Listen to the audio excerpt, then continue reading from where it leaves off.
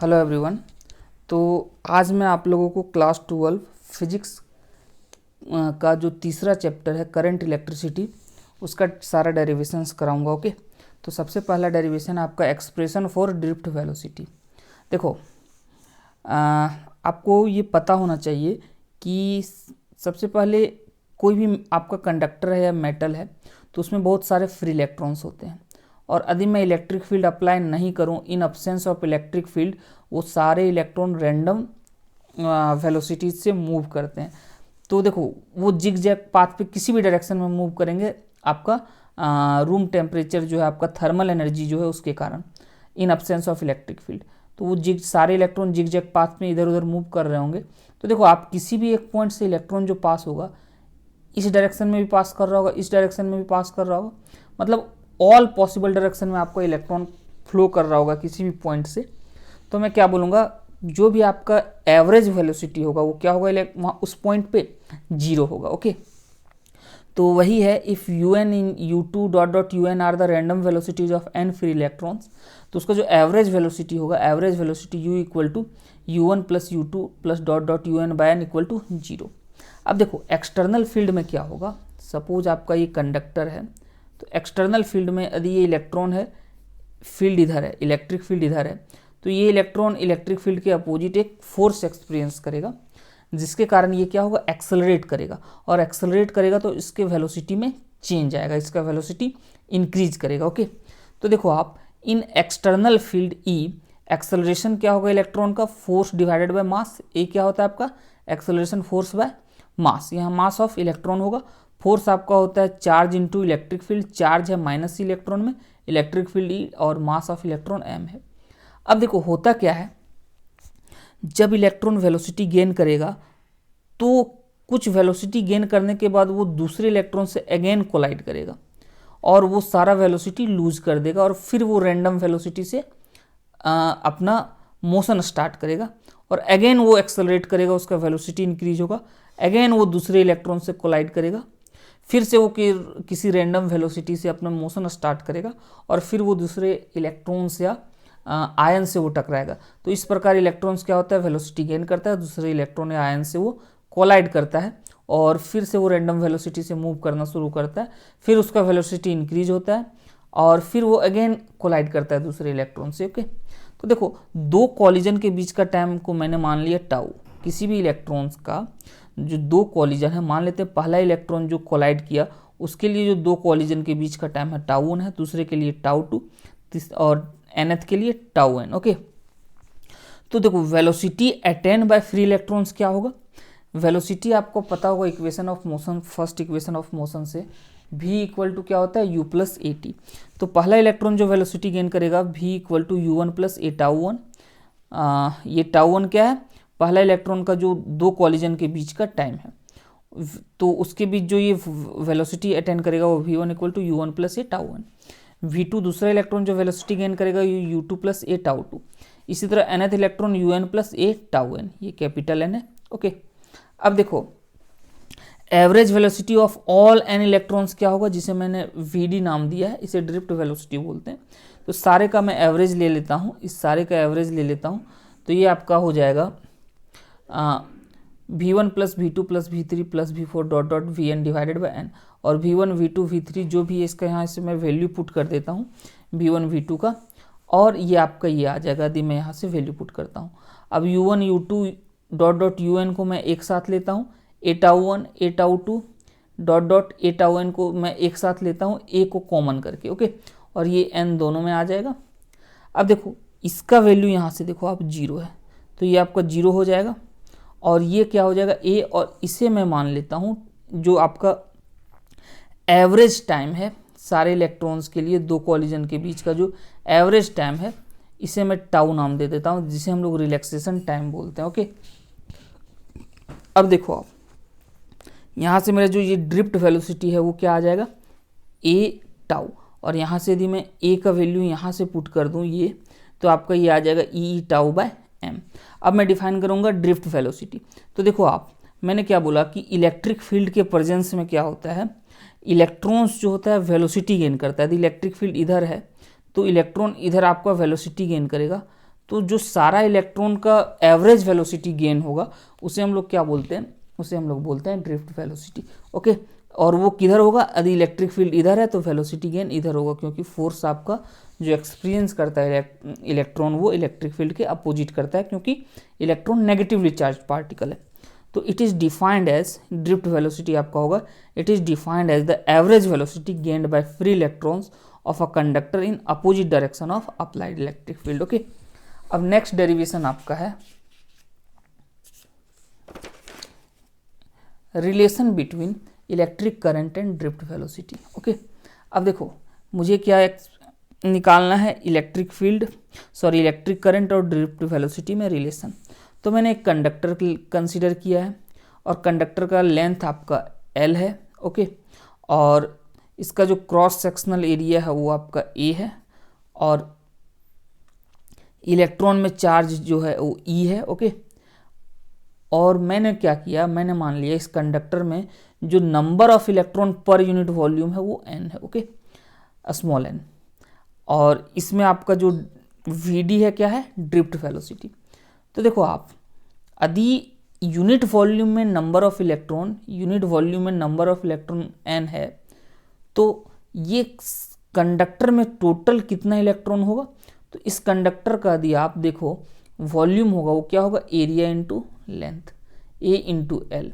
तो यदि मैं वॉल्यूम को इंटू कर दूँ number of electron per unit volume से, तो टोटल नंबर ऑफ इलेक्ट्रॉन आपका आ जाएगा, that is n number of electron per unit volume into volume. तो ये आपका आ गया टोटल नंबर ऑफ इलेक्ट्रॉन इस कंडक्टर में। ओके, ये आपका एक कंडक्टर है। अब आप ध्यान दो, तो इतना नंबर ऑफ इलेक्ट्रॉन है, तो एक इलेक्ट्रॉन में चार्ज E होगा, तो इतना इलेक्ट्रॉन में चार्ज कितना होगा, E into N into A L. That is charge जो आपका होगा कंडक्टर में वो क्या होगा, number of electron into charge on N electron. Okay, अब देखो टाइम क्या होगा, कोई भी इलेक्ट्रॉन यदि एक एंड से दूसरे एंड जाए उसके बीच का जो एवरेज टाइम होता है वो क्या होता है, देखो मैं वेलोसिटी क्या लूँगा, ड्रिफ्ट वेलोसिटी। टाइम आपका होता है डिस्टेंस बाय वेलोसिटी, डिस्टेंस क्या है, L है, वेलोसिटी क्या होगा, drift velocity L by Vd। अब करंट होता है Q बाई टी, मैं Q यहाँ से पुट कर देता हूँ और T ये मैं यहाँ पुट कर देता हूँ। ओके, तो ये आपका आ जाएगा ENAL divided by L by Vd। LL आपका कैंसिल हो जाएगा, Vd ऊपर चला जाएगा, तो I आपका आ जाएगा NEAVD। ओके, करंट डेंसिटी आपका होता है करंट बाय एरिया, तो ये एरिया कट जाएगा, तो NEVD इन वेक्टर फॉर्म आपका current density J equal to ENVD होगा। ओके, करंट डेंसिटी आपका वेक्टर क्वांटिटी होता है।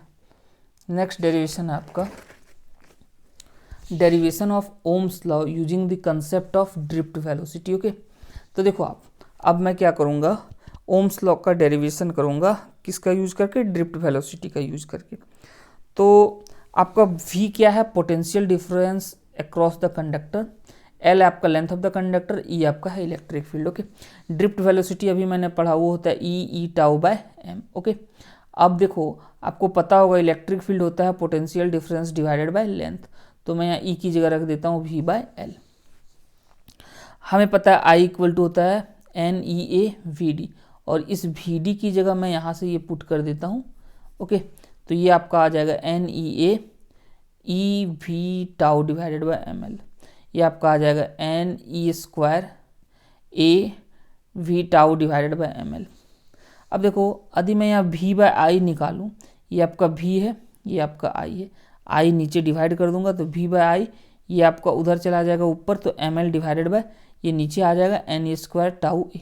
और ये V बाय I क्या है आपका, एट फिक्स टेम्परेचर क्या होगा आपका, ये M मास ऑफ इलेक्ट्रॉन आपका क्या होता है, वो तो कांस्टेंट होता है, लेंथ ऑफ द कंडक्टर भी कांस्टेंट होगा, N आपका कांस्टेंट होगा, number of electron per unit volume, charge on electron ये भी कांस्टेंट होगा, टाउ भी आपका रिलैक्सेशन टाइम कांस्टेंट होगा, और एरिया आपका कांस्टेंट होगा। तो ये सारा टर्म आपका, ये पूरा टर्म कांस्टेंट हो गया, मतलब V बाय I क्या हो गया, कांस्टेंट हो गया। तो ओम्स लॉ तो यही बोलता है कि V by I equal to constant, जिसे हम लोग इस कांस्टेंट को R बोलते हैं, दैट इज रेजिस्टेंस। ओके, ये आपका क्या है, ये आपका है रेजिस्टेंस। ओके, ये आपका है रेजिस्टेंस। अब देखो यहाँ से देखो आपका आर क्या आ जाएगा, M L divided by N square tau A, और हमको पता है कि आर इक्वल टू क्या होता है, रो एल बाई। रो आपका क्या है, रेजिस्टिविटी। रो आपका है रेजिस्टिविटी, ओके, रो आपका है रेजिस्टिविटी। तो देखो आप R equal to rho L by, इसे मैं कंपेयर करूँगा तो रेजिस्टिविटी आ जाएगा M divided by N square tau, okay. Now the next derivation आपका है relation between J sigma and ई।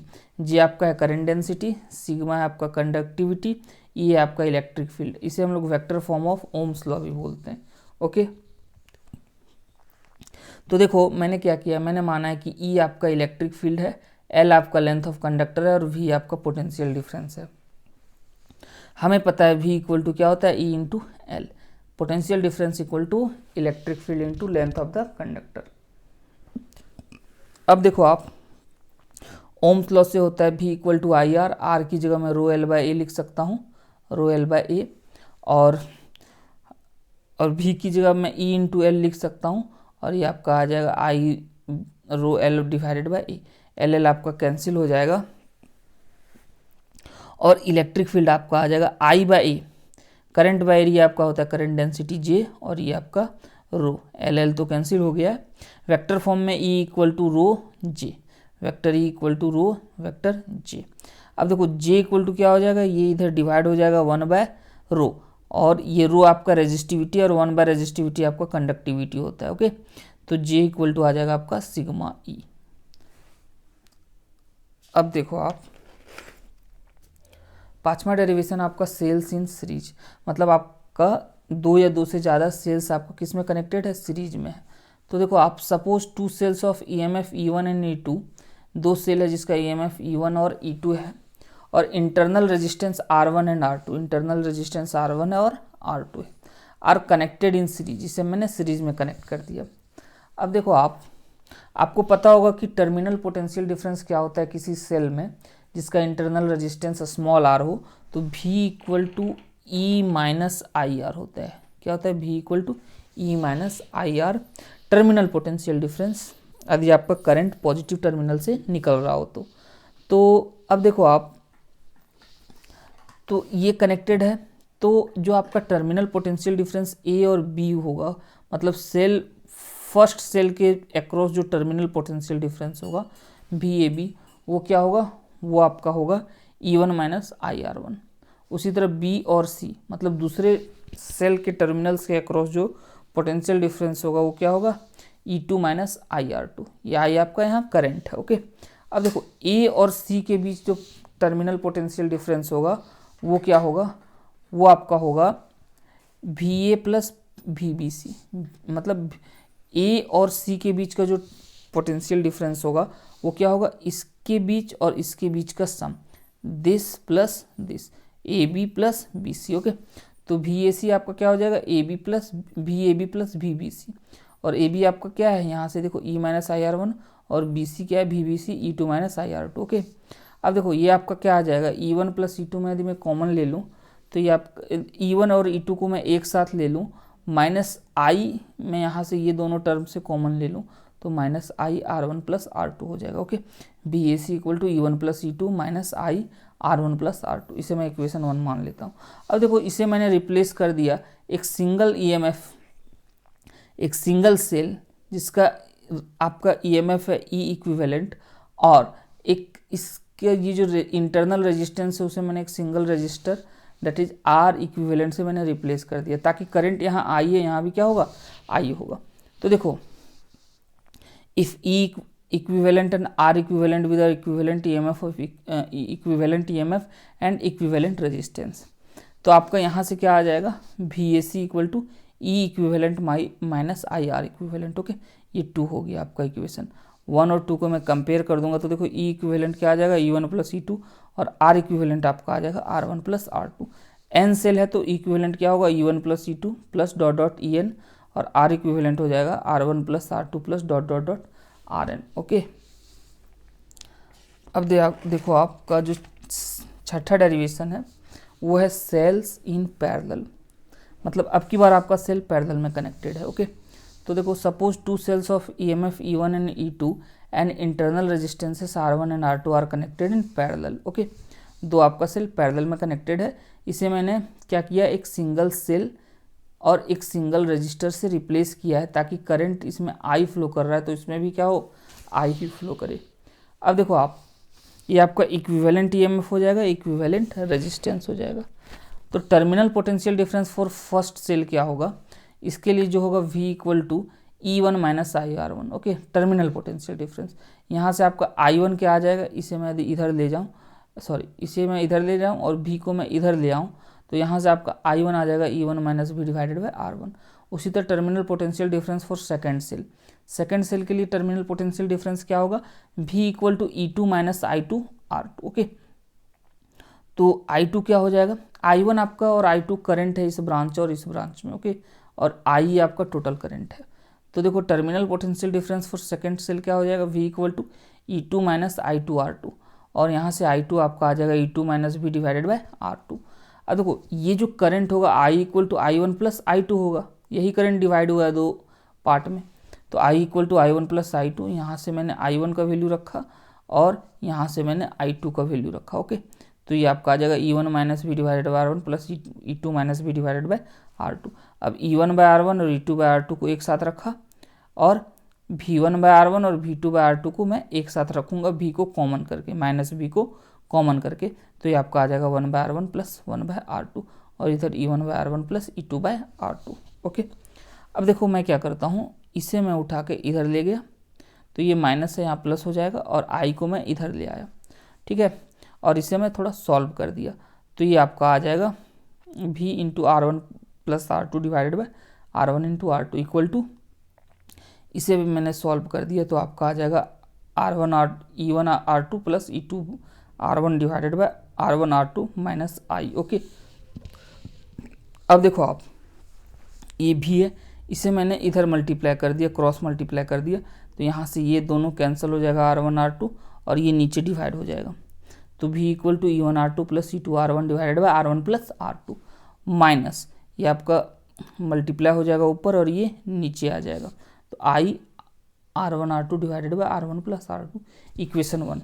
अब देखो मैंने इसे रिप्लेस किया है इक्विवेलेंट EMF EQ से और इक्विवेलेंट रेजिस्टेंस REQ से। ओके, तो आपका यहाँ से क्या आ जाएगा, V equal to E equivalent minus I R equivalent. Okay, अब इसे मैं 1 और 2 को कंपेयर करूँ, तो आपका देखो E इक्विवेलेंट आ जाएगा, E इक्विवेलेंट आ जाएगा, E equivalent equal to E1 R2 plus E2 R1 divided by R1 plus R2, और R इक्विवेलेंट आ जाएगा आपका, ये कंपेयर होगा, तो R1 R2 divided by R1 plus R2। Okay, यदि मैं इसे और सिंप्लीफाई करूँ, इसे मैं डिवाइड कर दूंगा, तो ये R1 प्लस R2 कैंसिल हो जाएगा, और आगे आपका ये रिड्यूस हो जाएगा, E equivalent by R equivalent equal to E1 by R1 plus E2 by R2, और 1 by R equivalent equal to हो जाएगा 1 by R1 plus 1 by R2। इसे मैं यदि सिंप्लीफाई करूँगा, ओके, रेसिप्रोकल कर दूंगा, तो आपका ये आ जाएगा। ये आपका दो सेल के लिए, n सेल के लिए कुछ नहीं होगा, जस्ट ये आगे हो जाएगा E3 by R3 plus E4 by R4, ऐसे आगे चला जाएगा, और 1 बाई R इक्विवेलेंट आपका आ जाएगा 1 by R1 plus 1 by R2 plus 1 by R3 plus, ऐसे चलते जाएगा यदि आपका दो से ज़्यादा सेल है तो। ओके, नेक्स्ट आपका है, इसी का आपका एक पार्ट है, condition for maximum current. Suppose M cell each of EMF E and internal resistance are connected in parallel, मतलब आपका M आइडेंटिकल सेल है, सारा का EMF आपका E है M सेल से, और इंटरनल रेजिस्टेंस स्मॉल r ऐसे है। ओके, अब देखो इसका जो इक्विवेलेंट रेजिस्टेंस होगा, suppose R dash equivalent resistance है, तो 1 बाय R डैश क्या हो जाएगा, पिछले डेरिवेशन से मैंने आपको बताया, तो यह हो जाएगा 1 by R plus 1 by R M terms. Okay, तो ये आपका हो जाएगा M बाय R, तो ये 1 बाय R डैश है, तो R डैश हो जाएगा R by M। Okay, total resistance क्या हो जाएगा, the external resistance R connect किया गया है, तो ये आपका सीरीज में आ जाएगा, तो R plus R by M। Okay, अब देखो आपको पता होगा पिछले डेरिवेशन से कि E equivalent by R equivalent होता है, तो ये आपका क्या होगा, सारा सेल आपका आइडेंटिकल है, तो ये आपका हो जाएगा E by R plus M terms, तो ये आपका हो जाएगा M E बाय R।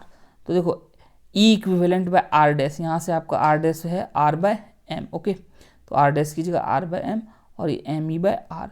इसे मैं सॉल्व करूँगा, आर आर कैंसिल हो जाएगा, ये आपका एम ऊपर जाएगा और इससे ये कैंसिल हो जाएगा, तो ई इक्विवेलेंट इक्वल टू ई। मतलब ये कि आपका दी एन आइडेंटिकल सेल्स पैरेलल में कनेक्टेड है तो उसका जो इक्विवेलेंट ईएमएफ आता है वो एक सिंगल सेल के कारण जो होगा ईएमएफ उसी के बराबर होगा। ओके, तो आपका टोटल ईएमएफ क्या होता है, EMF due to a single cell in parallel connection.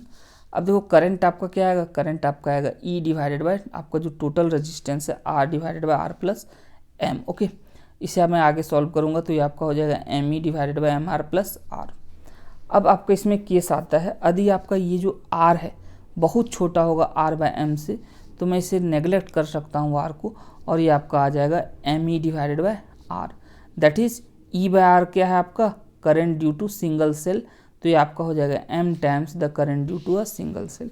और यदि आपका आर बहुत ज़्यादा है आर बाय एम के कंपैरिजन में, तो मैं आर बाय एम को नेगलेक्ट कर सकता हूँ, तो आपका आ जाएगा ई बाय आर, और ये क्या है, current by single cell. Okay, इसका मतलब ये हुआ कि आपका जब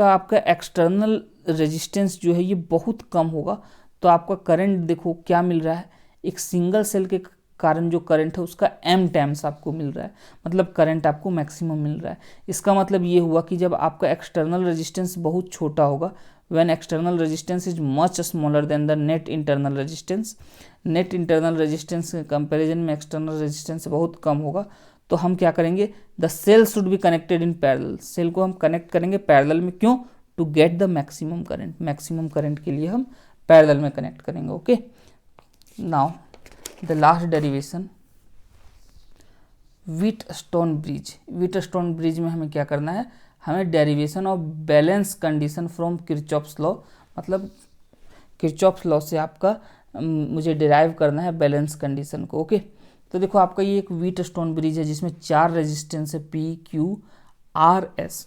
पी क्यू आर आपका नोन रेजिस्टेंस होता है और एस आपका होता है अननोन रेजिस्टेंस। ओके, यहाँ मिडिल में आपका एक गैल्वेनोमीटर है, कैपिटल जी आपका रेजिस्टेंस है गैल्वेनोमीटर का। आपका ये लूप पहला है, ये लूप दूसरा है, यहाँ से करंट आई गया, इधर I1 चला गया, इधर I2 चला गया, और गैल्वेनोमीटर में करंट आपका IG चला गया, तो यहाँ से आपका करंट क्या होगा, इधर से I1 जा रहा था, इसमें I1, इधर से I1 जा रहा था, इधर IG चला गया, तो बचा हुआ करंट I1 माइनस IG आपका इस ब्रांच में आ जाएगा। ओके, उसके बाद देखो इधर आप, ये IG करंट इधर गया और इधर से आपका I2 आ रहा है, ये IG ये I2 दोनों यहाँ आपका ऐड हो जाएगा और I2 प्लस IG इधर फ्लो करेगा। ओके, और फिर आपका यहाँ आपका करंट I हो जाएगा। ओके, अब देखो आप, यदि मैं क्या करता हूँ, लूप 1 में KVL अप्लाई करता हूँ, तो करंट के डायरेक्शन में मैं जाऊँगा तो माइनस लूँगा पोटेंशियल ड्रॉप को, और करंट के अपोजिट जाऊँगा तो मैं पोटेंशियल ड्रॉप को प्लस लूँगा। ओके, तो KVL इन लूप 1 में देखूँ तो I1 इंटू पी करंट के डायरेक्शन में है तो नेगेटिव, उसके बाद आपका है I1 इंटू जी, जी आपका गैल्वेनोमीटर का रेजिस्टेंस है, तो ये करंट के डायरेक्शन में मैं गया तो I1 इंटू जी माइनस में। अब देखो ऐसे करके मैं यहाँ पे आया तो देखो ये करंट इधर जा रहा है और मैं इधर जा रहा हूँ, तो ये आपका हो जाएगा I2 into R. Okay, equal to 0। अब मैं लूप 2 में KVL लगाऊंगा तो ये आपका क्या हो जाएगा, लूप 2 में KVL यदि मैं लगाऊंगा तो देखो, मतलब इस लूप में मैं KVL लगा रहा हूँ, तो ये आपका हो जाएगा, देखो यहाँ पे I1 माइनस IG, तो ये आपका क्या है, करंट के डायरेक्शन में जा रहा हूँ तो यहाँ मैं माइनस लूँगा, तो दिस इंटू दिस, तो minus I1 minus IG into Q. उसके बाद देखो आप, करंट इधर जा रहा है और मैं ऐसे मूव कर रहा हूँ, तो दिस इंटू दिस प्लस में होगा, तो I2 plus IG into S. और फिर अगेन देखो करंट आपका ऐसे आ रहा है, मैं करंट के अपोजिट मूव कर रहा हूँ, तो आपका ये क्या हो जाएगा, ये आपका आ जाएगा, जस्ट अ सेकेंड, ये आपका आ जाएगा G इंटू माइनस जी इंटू IG। ओके, ये आपका यहाँ प्लस होगा, ये आपका यहाँ क्या होगा, प्लस होगा, क्योंकि करंट आपका इधर जा रहा है और मैं करंट के अपोजिट मूव कर रहा हूँ। ओके, तो ये बराबर 0 हो जाएगा। अब इन बैलेंस कंडीशन IG बराबर क्या होता है, इन बैलेंस कंडीशन आपका जो होता है IG बराबर आपका 0 होता है। ओके, तो IG बैलेंस कंडीशन में जो गैल्वेनोमीटर से करंट होगा वो 0 होगा। तो यदि मैं जो ऊपर वाले दो इक्वेशन है, ये इक्वेशन और ये इक्वेशन में यदि मैं आई जी जीरो पुट कर दूं तो क्या होगा, ये आपका जीरो हो जाएगा। तो आपका हो जाएगा -I1P plus I2R equal to zero, और ये आपका आ जाएगा I1P इक्वल टू I2R। इसे मैं इक्वेशन 1 नाम देता हूँ। और यदि मैं इक्वेशन 2 में IG पुट जीरो पुट करता हूँ तो ये आपका जीरो हो जाएगा, ये टर्म, ये भी आपका जीरो हो जाएगा और ये भी जीरो हो जाएगा। तो आपका क्या बचेगा, -I1 इंटू क्यू, और यहाँ से आपका बचेगा plus I2 into S equal to zero. तो यहाँ से आपका आ जाएगा I1Q equal to I2S, equation 2। यदि मैं इसे डिवाइड कर देता हूँ तो I1 कैंसिल, I2 कैंसिल, तो P/Q equal to R/S, that is P/Q equal to R/S। Okay, ये आपका बैलेंस कंडीशन आ गया, उसका डेरिवेशन हो गया, ये आपका फाइनल रिजल्ट है P/Q इक्वल टू R/S। और आपका ये ब्रिज सेंसिटिव कब होता है, जब आपका ये चारों रेजिस्टेंस लगभग बराबर हो, सेम ऑर्डर में। ओके, तो the bridge is most sensitive when all the 4 resistance R of the same order. Okay, तो आज के लिए इतना ही। Okay, thank you.